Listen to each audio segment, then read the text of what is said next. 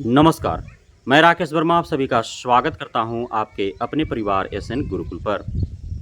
बिहार में राज्य कर्मियों से जुड़े एक बहुत बड़ा मसला का अब हल दिखते हुए नजर आ रहा है। काफ़ी वर्षों से यह मसला बहुत ही गंभीर बना हुआ था और सिर्फ शिक्षा विभाग ही नहीं बल्कि बिहार के अन्य विभागों से जुड़े हुए जितने भी राज्य कर्मी, सरकारी कर्मी हैं या थे, उनसे जुड़ा हुआ यह मसला है।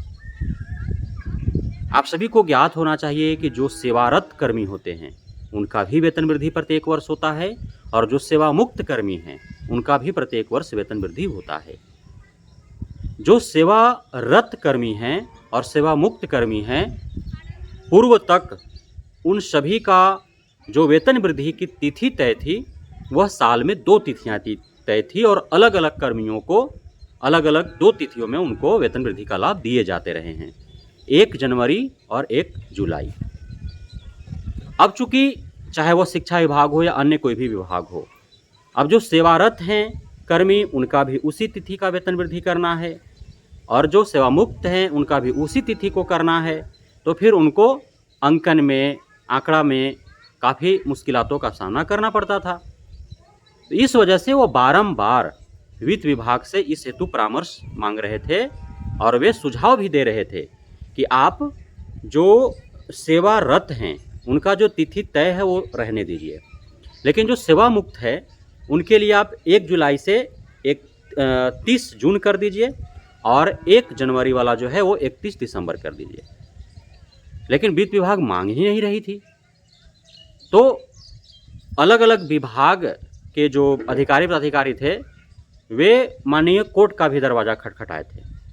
हालांकि समाधान इसका वित्त विभाग स्तर से ही निकल गया।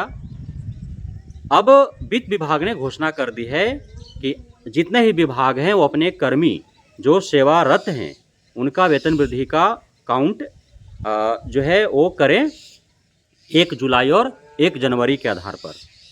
लेकिन जो सेवा मुक्त हैं उनका जो वेतन वृद्धि है वो नोशनल वेतन वृद्धि के आधार पर करें। नोशनल वेतन वृद्धि एक वैचारिक वेतन वृद्धि है, कोई सैद्धांतिक नहीं है और कोई इसका रोग रेगुलेशन नहीं है कि कितना होगा।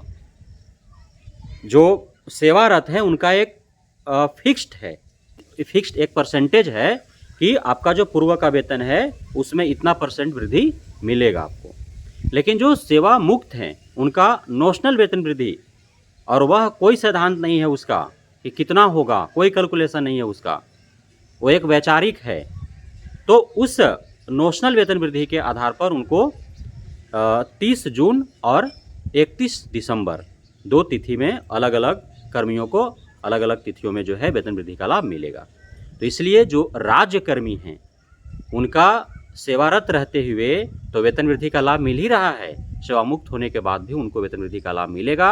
और अब चूंकि अलग अलग तिथि तय कर दिए गए हैं सेवारत और सेवा मुक्त कर्मियों के लिए, तो फिर और आसानी हो गई विभागों को आंकड़े निकालने में और जो वेतन वृद्धि है उसका काउंटिंग करने में, उसका कैलकुलेशन करने में, तो अब सहूलियतें प्रदान हो गई।